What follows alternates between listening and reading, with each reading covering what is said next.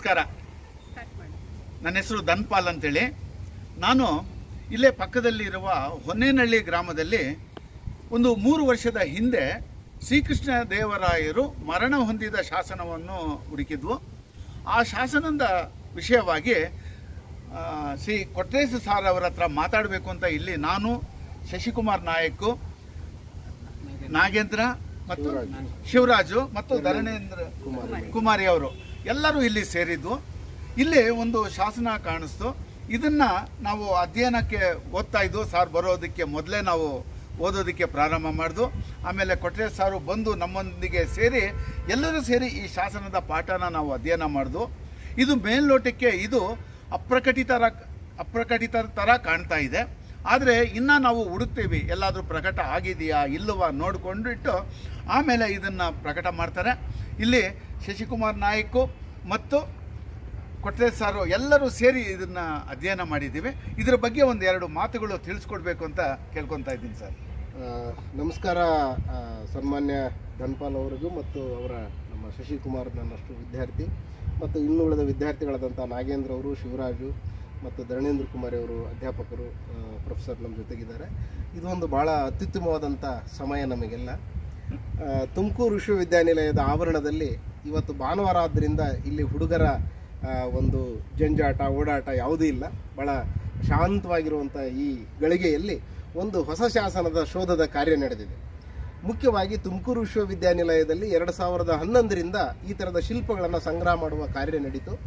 2011ರಲ್ಲಿ ಇಡೀ ಜಿಲ್ಲೆ ಮತ್ತು ರಾಜ್ಯದ ಬೇರೆ ಬೇರೆ ಭಾಗಗಳಿಂದ ಶಿಲ್ಪಗಳನ್ನು ತಂದು ಇಲ್ಲಿ ಪ್ರದರ್ಶನಕ್ಕೆ ಇಡಲಾಗಿದೆ. ವಿಶೇಷವಾಗಿ ಅನೇಕ ಅಪ್ರಕಟಿತ ಶಾಸನಗಳು ಇದರಲ್ಲಿ ಸೇರಿದ್ವು. ನಾನು ಕೂಡ ವೈಯಕ್ತಿಕವಾಗಿ 1-2 ಶಾಸನಗಳನ್ನು ಪ್ರಕಟ ಮಾಡಿದ್ದೆ. ಒಂದು ಶಾಸನ ಇಲ್ಲಿ ಬೋರ್ಲಾಗಿ ಬಿದ್ದಿದ್ದನ್ನು ನನ್ನ ವಿದ್ಯಾರ್ಥಿ ಮಿತ್ರರಾದ ಶಶಿಕುಮಾರ್, ವಿಶೇಷವಾಗಿ ನಮ್ಮ ಶ್ರೀಯುತ ಧನ್ಪಾಲ್ಜಿ ಅವರು ನಮ್ಮ ಜೊತೆಗೆ ಇವತ್ತು ಬಂದು ಆ ಶಾಸನದ ಇದು ಪಾಠ ಪ್ರಕಟ ಆಗಿರಲಿಕ್ಕಿಲ್ಲ ಅನ್ನೋ ಒಂದು ಸಂಶಯವನ್ನೇ ಇಟ್ಟುಕೊಂಡು ಆ ಪಾಠವನ್ನು ಓದಲಿಕ್ಕೆ ಆರಂಭ ಮಾಡಿದರು. ಬಂದು ನಾನು ಕೂಡ ಅವ್ರ ಜೊತೆ ಸೇರಿಕೊಂಡು ಆ ಪಾಠವನ್ನು ರೀಡ್ ಮಾಡುವ ಪ್ರಯತ್ನವನ್ನು ಇಲ್ಲಿ ಮಾಡಲಾಗಿದೆ. ವಿಶೇಷವಾಗಿ ತುಮಕೂರು ಜಿಲ್ಲೆಗೆ ಇದು ಒಂದು ಭಾಳ ದೊಡ್ಡ ಕೊಡುಗೆ ಆಗುತ್ತೆ. ಯಾಕೆ ಅಂತ ಹೇಳಿದ್ರೆ, ಇಲ್ಲಿ ತುಮಕೂರು ಜಿಲ್ಲೆಯಲ್ಲಿ ಭಾಳ ಪ್ರಧಾನವಾದ ಸ್ಥಳ ಅದು ಎಂಜೇರ್ ಅಂತ, ಅದಕ್ಕೆ ಹೇಮಾವತಿ ಅಂತಲೂ ಕೂಡ ಕರೀತಾರೆ. ನೊಳಂಬವಾಡಿ 32,000 ನೊಳಂಬರ ಬಹಳ ಮುಖ್ಯವಾದ ರಾಜಧಾನಿ ಪ್ರದೇಶ ಅದು ಹೇಮಾವತಿ. ಅದಕ್ಕೆ ಹೆಂಜೇರು ಅಂತ ಇನ್ನೊಂದು ಹೆಸರಿದೆ. ಆ ಹೆಂಜೇರಿನ ಉಲ್ಲೇಖ ಬರುವಂಥ ಒಂದು ಶಾಸನ ಇದು. ಹಾಗಾಗಿ ಇದು ಬಹಳ ಪ್ರಮುಖವಾದಂಥ ಸ್ಥಾನವನ್ನು ಈ ಕಾರಣಕ್ಕೋಸ್ಕರ ಅದು ಪಡ್ಕೊಳ್ತದೆ. ಇಲ್ಲಿ ವಿಶೇಷವಾಗಿ ಈ ಶಾಸನ 45 ಸಾಲುಗಳನ್ನು ಒಳಗೊಂಡಂಥ ಶಾಸನ. ವಿಶೇಷವಾಗಿ ಬಿಳಿ ಕಣಶಿಲೆಯಲ್ಲಿ ಈ ಶಾಸನವನ್ನು ಕಡಿಯಲಾಗಿದೆ. ಸುಮಾರು 5 ಅಡಿ ಉದ್ದವಾಗಿದೆ, 1.5 ಅಡಿ ಅಗಲವಾಗಿದೆ, ಸುಮಾರು 1/2 ಅಡಿ ದಪ್ಪನೆಯ ಶಿಲೆಯಲ್ಲಿ ಈ ಶಾಸನವನ್ನು ಕಡಿಯಲಾಗಿದೆ. ಪ್ರಾಯಶಃ ಈ ಶಾಸನದಲ್ಲಿ ವಿಶ್ವಾವಸು ಸಂವತ್ಸರ ಚೈತ್ರ ಶುದ್ಧ 5 ಅಂತ ಇದೆ. ಆದರೆ ಇದನ್ನಿಟ್ಟುಕೊಂಡು ನಾವು ಸ್ವಾಮಿ ಪಿಳ್ಳೆ ಕ್ಯಾಲೆಂಡರನ್ನು ಗಮನಿಸಿದಾಗ ಇದರ ನಿಜವಾದ ಡೇಟನ್ನು ನಾವು ಕೂಡ ಪತ್ತೆ ಹಚ್ಚಬಹುದು. ಆದರೆ ಇದರ ಅಕ್ಷರ ಮತ್ತು ಇದರಲ್ಲಿ ಬಂದಂಥ ಕೆಲವು ಮಾಹಿತಿಗಳನ್ನು ಆಧರಿಸಿ ನಾವು ಡಿಸೈಡ್ ಮಾಡೋದಾದರೆ ಪ್ರಾಯಶಃ ವಿಜಯನಗರದ ಕೊನೆ ಕಾಲಘಟ್ಟದಲ್ಲಿ ಈ ಶಾಸನ ಬಂದಿರಬಹುದೇ ಅನ್ನುವಂಥ ಸಂಶಯವನ್ನು ನಾವೆಲ್ಲ ಮಿತ್ರರು ಇದನ್ನು ಯೋಚನೆ ಮಾಡ್ತಾ ಇದ್ದೇವೆ. ವಿಶೇಷವಾಗಿ ಇದು ತುಮಕೂರು ಜಿಲ್ಲೆಯಲ್ಲಿ ಪ್ರಾಯಶಃ ಯಾವ ಪ್ರದೇಶದ್ದು ಅಂಥೇಳಿ ಯಲ್ಲಪ್ಪನಹಳ್ಳಿ ಉಲ್ಲೇಖ ಬರುತ್ತೆ, ವಿಶೇಷವಾಗಿ ಹಾಲಗೆರೆಯ ಉಲ್ಲೇಖ ಬರುತ್ತೆ. ಹಾಲಗೆರೆ ಮತ್ತು ಯಲ್ಲಪ್ಪನಹಳ್ಳಿ ಇವುಗಳು ನಮ್ಮ ಭಾಗದಲ್ಲಿ ಯಾವ ಯಲ್ಲಪ್ಪನಹಳ್ಳಿ, ಇಲ್ಲಿ ಯಲ್ಲಪ್ಪನ ಹೊಸಕೋಟೆ ಅಂತ ಇದೆ, YN ಹೊಸಕೋಟೆ ಅಂತ ಬಹಳ ಪ್ರಖ್ಯಾತಿ ಹೊಂದಿದ ಸ್ಥಳ, ಅದು ಪಾವಗಡ ತಾಲೂಕಿನಲ್ಲಿದೆ. ಆ ಯಲ್ಲಪ್ಪನಹಳ್ಳಿ ಅಥವಾ ಯಲ್ಲಪ್ಪನಹಳ್ಳಿ ಅನ್ನೋದು ಇನ್ನೊಂದಿದೆಯಾ, ಹಾಲಗೇರಿ ಅಂತ ಉಲ್ಲೇಖ ಬರೋದ್ರಿಂದ ಹಾಲಗೇರಿ ಯಾವುದು ಅನ್ನೋದ್ರ ಬಗ್ಗೆ ಒಂದಿಷ್ಟು ಚರ್ಚೆ ಮಾಡಲಿಕ್ಕೆ ಈ ಶಾಸನ ನಮಗೆ ಕ್ಲೂ ಅನ್ನು ಕೊಡ್ತದೆ. ವಿಶೇಷವಾಗಿ ಈ ಶಾಸನದ ಮಹತ್ವ ಏನು ಅಂತ ಹೇಳಿದ್ರೆ, ಈ ಶಾಸನ ಶುದ್ಧ ಗ್ರಾಮ್ಯ ಭಾಷೆಯಲ್ಲಿ ಎಲ್ಲ ವಿದ್ವಾಂಸರ ಭಾಷೆಯಲ್ಲಿ ನಾವೆಲ್ಲ ಓದಿದ್ವು.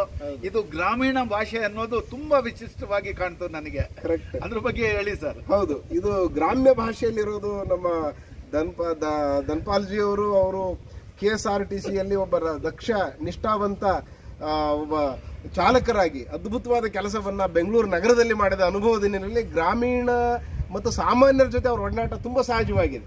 ಹಾಗಾಗಿ ಅವರಿಗೆ ಈ ಭಾಷೆ ತುಂಬಾ ಅಟ್ರಾಕ್ಟಿವ್ ಅಂತ ಅನಿಸ್ತು, ಹೊಸದಂತ ಅನಿಸ್ತು. ಹಾಗಾಗಿ ಗ್ರಾಮ್ಯ ಭಾಷೆಯಲ್ಲಿ ಬರೆದಂತ ಈ ಶಾಸನದ ಬಗ್ಗೆ ನಾವು ಅನೇಕ ಸಂಗತಿಗಳನ್ನ ನೋಡ್ತೀವಿ. ವಿಶೇಷವಾಗಿ ಇದರಲ್ಲಿ ಹಿಟ್ಟುಬಟ್ಟು, ಒರಕೆ ಹುಲ್ಲು, ಭತ್ತಕಂತೆ, ಆಯಾವರಿ, ಬೀಜಾವರಿ ಈ ಥರದ ಗ್ರಾಮೀಣ ಸೊಗಡನ್ನ ಉಳ್ಳ ಭಾಷೆಯ ಉಲ್ಲೇಖ ಈ ಶಾಸನದಲ್ಲಿ ಆಗುತ್ತೆ.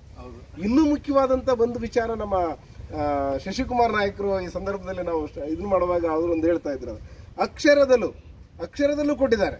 ಅಂದ್ರೆ ಒಂದ್ಸರಿ ಅಂಕೆಯಲ್ಲಿದೆ 4 ಅಂತ ಇದೆ, ಅದನ್ನ ಅಕ್ಷರದಲ್ಲೂ 4 ಅಂತ ಕೊಟ್ಟಿದ್ದಾರೆ. ಅಂದ್ರೆ ಈ ಪದ್ಧತಿ ಇದೆಯಲ್ಲ, ಇವತ್ತು ಕೂಡ ನಮಗೆ ಅನುಮಾನ ಬಂದಾಗ ಯಾರಿಗೂ ತಪ್ಪಾಗಬಾರ್ದು ಅನ್ನೋ ಕಾರಣಕ್ಕೆ ಅಂಕಿಯಲ್ಲಿ ಕೊಟ್ಟು ಅಕ್ಷರದಲ್ಲಿ ಬರೆಯುವಂತ ಪದ್ಧತಿ ಇದೆ. ಎಲ್ಲ ಬ್ಯಾಂಕ್ಗಳಲ್ಲಿ ವ್ಯವಹಾರ ಹಾಗೇ ಇದೆ.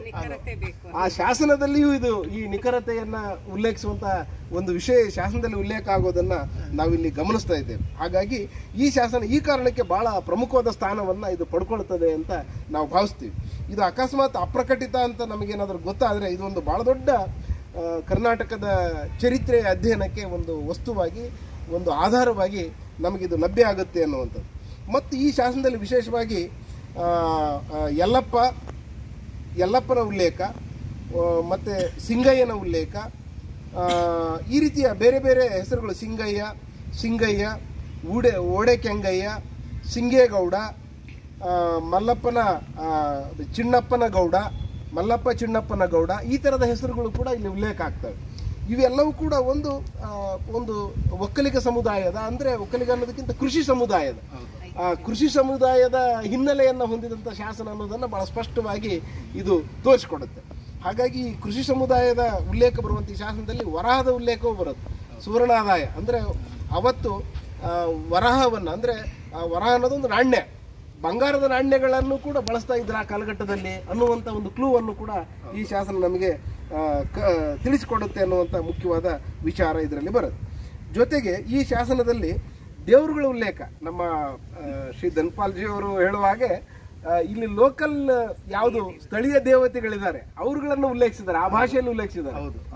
ವೆಂಕಟೇಶ್ವರನನ್ನ ತಿಮ್ಮಯ್ಯ ದೇವರು ಅಂತ ಉಲ್ಲೇಖಿಸುವಂತ ಶಾಸನದಲ್ಲಿ ಲಕ್ಷ್ಮೀ ದೇವರು ಉಲ್ಲೇಖ ಬರುತ್ತೆ, ಸಾಕಯ್ಯ ದೇವರು ಅಂತ ಉಲ್ಲೇಖ ಬರುತ್ತೆ. ಈ ತರ ಸ್ಥಳೀಯ ದೇವರುಗಳ ಉಲ್ಲೇಖ ಬರುವಂತ ಒಂದು ಬಹಳ ಪ್ರಮುಖವಾದ ಶಾಸನವನ್ನ ನಾವು ತುಮಕೂರು ವಿಶ್ವವಿದ್ಯಾಲಯದ ಆವರಣದಲ್ಲಿ ಇವತ್ತೇನು ನೋಡ್ತಾ ಇದ್ದೀವಿ. ಇದು ನಿಜಕ್ಕೂ ಕೂಡ ಒಂದು ಬಹಳ ಪ್ರಮುಖವಾದ ಶಾಸನ ಅಂತ ನಮಗೆ ಅನಿಸುತ್ತೆ. ಹರಿಹರ ಆದಿಗಳು ಅಂತ ನೋಡಿ, ಹೇಗೆ ಅಲ್ಲಿ ಹರಿ ಮತ್ತು ಹರ ಯಾರೇ ಅವರುಗಳನ್ನ ಉಲ್ಲೇಖಿಸ್ತಾ ಅವರ ಸಮ್ಮುಖದಲ್ಲಿಯೇ, ಸಾಕ್ಷಿಗಳ ಸಮ್ಮುಖದಲ್ಲಿಯೇ ಒಂದು ತೀರ್ಮಾನ ಮಾಡುವಂತ ಒಂದು ಬಹಳ ಪ್ರಮುಖವಾದ ವಿಷಯ. ಇದಕ್ಕೆ ಸಾಕ್ಷಿಗಳು ಸರ್, ಸಾಕ್ಷಿಗಳನ್ನ ಮಾಡ್ಕೊಳ್ತಾರೆ, ಜನಗಳನ್ನ ಸಾಕ್ಷಿಯಾಗಿ ಇಟ್ಕೊಳ್ತಾರೆ. ಹಾಗಾಗಿ ಈ ತರದ ನಂಬಿಕೆ ಗಟ್ಟಿಗೊಳ್ಳುವಂತ ಒಂದು ಶಾಸನ ಇವತ್ತು ಮೌಲ್ಯಗಳು, ಸಾಮಾಜಿಕ ಮೌಲ್ಯಗಳನ್ನ ಗಟ್ಟಿಗೊಳಿಸುವಲ್ಲಿ ಮತ್ತು ಒಂದು ಊರಿನ ಚರಿತ್ರೆಯನ್ನು ಕಟ್ಟಿಕೊಡುವಲ್ಲಿ, ಒಂದು ನ್ಯಾಯವನ್ನು ನಿರ್ಣಯ ಮಾಡುವಲ್ಲಿ, ಒಂದು ಕೃಷಿಯ ಸಂಸಾರವುಳ್ಳ, ಕೃಷಿ ಪದ್ಧತಿ ಉಳ್ಳಂತ ಒಂದು ಸಮುದಾಯದ ಹಳ್ಳಿಯನ್ನ ಹೆಸರಿಸುವ ಬಹಳ ಪ್ರಮುಖವಾದ ಶಾಸನ ಅಂತ ನಾವು ಈ ಸಂದರ್ಭದಲ್ಲಿ ಭಾವಿಸ್ತೇವೆ. ಇದು ಬಹಳ ಪ್ರಮುಖವಾದ ಶಾಸನ. ಇದು ಇವತ್ತು ಬೆಳಕಿ ಬರಲಿಕ್ಕೆ ಕಾರಣೀಭೂತರಾದಂಥ ನಮ್ಮ ಸನ್ಮಾನ್ಯ ಧನ್ಪಾಲ್ಜಿಯವರು, ನನ್ನ ವಿದ್ಯಾರ್ಥಿ ಮಿತ್ರರಾದಂಥ ಶಶಿಕುಮಾರ್ ಅವರು, ನಮ್ಮ ಜೊತೆಗಿರುವಂಥ ನಾಗೇಂದ್ರ ಅವರು, ಮತ್ತು ಶಿವರಾಜು, ಧರಣೇಂದ್ರ ಕುಮಾರಿಯವರು, ನಾವೆಲ್ಲರೂ ಅವರ ಧರಣೇಂದ್ರ ಕುಮಾರಿಯವರ ಮಗಳು ಪುತ್ರಿ ಅವರು ಕೂಡ ಇವತ್ತು ವಿಡಿಯೋ ಕಾರ್ಯವನ್ನು ಮಾಡ್ತಾ ಇದ್ದಾರೆ. ಅವರೆಲ್ಲರಿಗೂ ಕೂಡ ಈ ಕೃತಜ್ಞತೆಗಳು ಸಲ್ತವೆ ಅಂತ ಹೇಳೋದ್ರ ಮೂಲಕ ಕರ್ನಾಟಕದ ಸಮಸ್ತ ಜನತೆಗೆ ನಾನು ನಮಸ್ಕಾರವನ್ನು ತಿಳಿಸ್ತಾ ಇದ್ದೆ. ಶಶಿಕುಮಾರ್, ಈಗ ಇದರಲ್ಲಿ ವಿಶ್ವಾವಸು ಸಂವತ್ಸರ ಅಂತ ಮಾತ್ರ ಇದೆ, ಕಾಲ ಇಲ್ಲ. ಈ ಯಾವ ಕಾಲಕ್ಕೆ ನಾವು ತಗೊಳ್ಬಹುದು, ಲಿಪಿಯ ದೃಷ್ಟಿಯಿಂದ ಯಾವ ಕಾಲಕ್ಕೆ ತಗೊಳ್ಬಹುದು, ಸ್ವಲ್ಪ ಹೇಳು, ಸ್ವಲ್ಪ ಜೋರಾಗಿ. ಸರ್, ಇದು 1600 ಮುಂದೆ 1700 ಒಳಗಡೆ ಅಂದ್ರೆ 16-17ನೇ ಶತಮಾನಕ್ಕೆ ಸ್ಪಷ್ಟವಾಗಿ ಬರುತ್ತೆ ಸರ್. ಇದು ರಾಜನ ಉಲ್ಲೇಖ ಇಲ್ಲದೆ ಇರೋದ್ರಿಂದ ಇದರಲ್ಲಿ ಸಂವತ್ಸರ ನೋಡ್ಕೊಬಿಟ್ಟು ಅದನ್ನ ನಾವು ದಾಖಲೆ ಮಾಡಬಹುದು. ಮತ್ತೆ ಅಧಿಕಾರಿಗಳ ಹೆಸರು ಬರ್ತಾ ಇದೆ ಇಲ್ಲಿ, ನಮ್ಮ ಆಳ್ವಿಕೆಯಲ್ಲಿ ಅಂತ ಬರ್ತಾ ಇರೋದ್ರಿಂದ ಆ ಅಧಿಕಾರಿಗಳು ಆ ಭಾಗದಲ್ಲಿ ಏನಾದ್ರು ಕೆಲಸ ಮಾಡ್ತಾ ಇದ್ರೆ ಅವರು ಬೇರೆ ಶಾಸನಗಳಲ್ಲಿ ಇವರ ಉಲ್ಲೇಖ ಇತ್ತು ಅಂದ್ರೆ ಆ ಕಾಲಮಾನ ತಗೊಂಡು ಕೂಡ ನಾವು ನಿರ್ಧಾರ ಮಾಡಬಹುದು. ಸಮಕಾಲೀನ. ಧನ್ಯವಾದಗಳು. ಕಟ್ ಮಾಡಿ.